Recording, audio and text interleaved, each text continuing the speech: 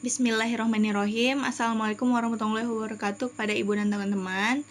Alhamdulillahirrahmanirrahim. Semoga kita semua dalam keadaan sehat untuk dapat melihat video presentasi kita pada minggu ini, ya, pada mata kuliah evolusi. Di sini kami kelompok 1 yang beranggotakan saya Emilia Dewi Chandrawita sebagai moderator dan Cindy Utami Ridwan serta Femel Fajria. Nah, yang kita akan bahas hari ini yaitu mulai dari yang pertama pengertian evolusi, yang kedua ada ruang lingkup evolusi, yang ketiga ada prinsip-prinsip evolusi, yang keempat ada transformasi bentuk, dan yang terakhir ada hubungan transformasi bentuk dan evolusi. Nah, langsung saja pada yang pertama ada pengertian evolusi yang akan saya jelaskan sendiri. Nah, evolusi ini berasal dari bahasa Latin evolvo yang artinya membentang. Evolusi ini merupakan perubahan pada makhluk hidup yang berlangsung secara perlahan dalam waktu yang sangat lama dari generasi ke generasi lainnya. Nah, menurut Charles Darwin, evolusi menciptakan keanekaragaman hayati. Makhluk hidup juga telah berevolusi melalui sebuah mekanisme terhadap seleksi alam.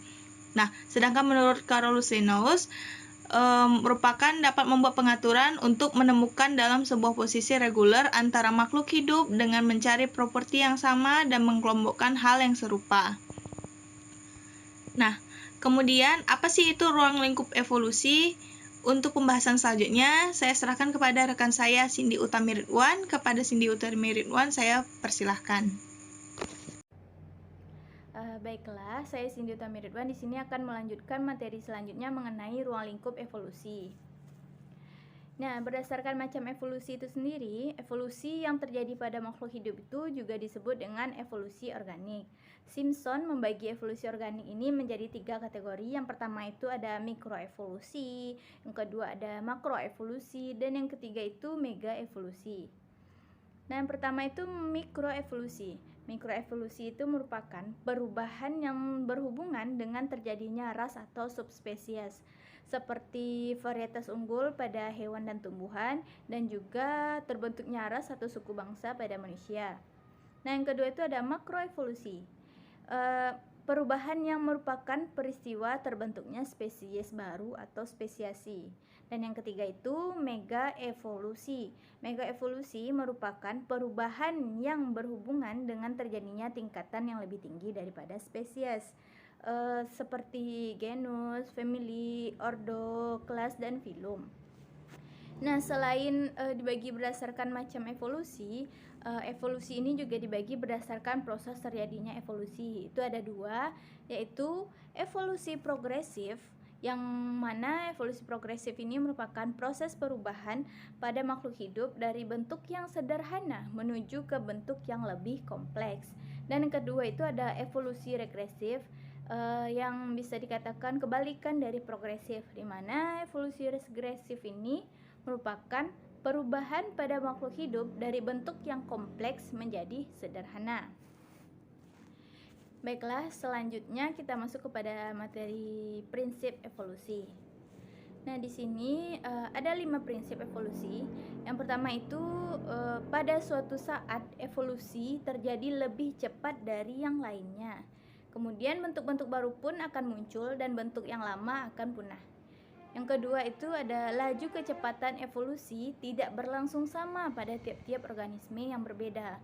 Umumnya evolusi itu mula-mula berlangsung cepat pada saat spesies baru muncul dan kemudian akan diperlambat apabila kelompoknya terbentuk. Dan yang ketiga itu spesies baru bukan merupakan bentuk dari paling sederhana yang langsung hidup, tetapi berasal dari bentuk sederhana yang belum terspesialisasi. Yang prinsip yang keempat itu, evolusi tidak selalu dari yang sederhana ke kompleks. Ternyata masih banyak contoh evolusi regresif, yaitu yang dari bentuk kompleks menuju sederhana. Sebagai contoh adalah kasuari yang diturunkan dari burung bersayap yang dapat terbang, kemudian berkembang menjadi kasuari yang tidak bersayap dan juga tidak dapat terbang. Dan prinsip evolusi yang kelima atau yang terakhir itu, evolusi terjadi dalam populasi, bukan dalam individu, oleh proses mutasi, reproduksi diferensial, dan juga seleksi alam. Mungkin hanya sekian materi yang dapat saya jelaskan. Saya kembalikan kepada moderator.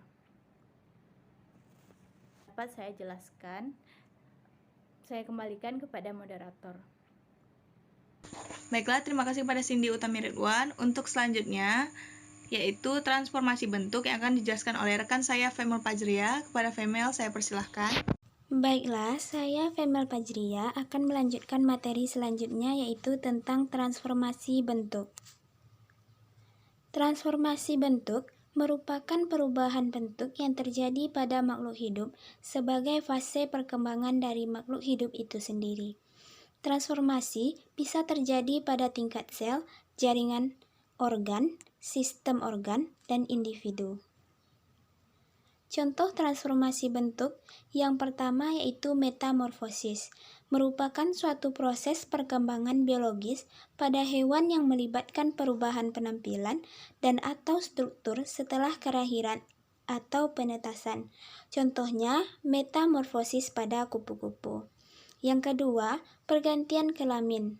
Contohnya terjadi pada belut, di mana belut ini akan berganti yang awalnya jantan dan akan berubah menjadi betina. Hal ini terjadi akibat beberapa faktor, yaitu bertambahnya usia, panjang tubuh, dan juga masa tubuh.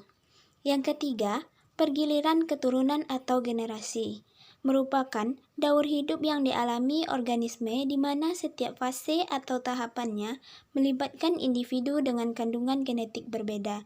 Contoh pergiliran keturunan terjadi pada lumut Bryophyta. Pergiliran keturunan pada lumut ini berupa fase gametofit dan sporofit. Materi selanjutnya tentang hubungan transformasi bentuk dan evolusi. Transformasi bentuk bukan merupakan bagian dari evolusi, karena pada transformasi bentuk tidak mengakibatkan terjadinya perubahan genetik dari generasi ke generasi yang berikutnya, dan itu merupakan salah satu syarat terjadinya evolusi. Mungkin hanya sekian penyampaian materi dari saya kembalikan kepada moderator. Demikianlah presentasi kami.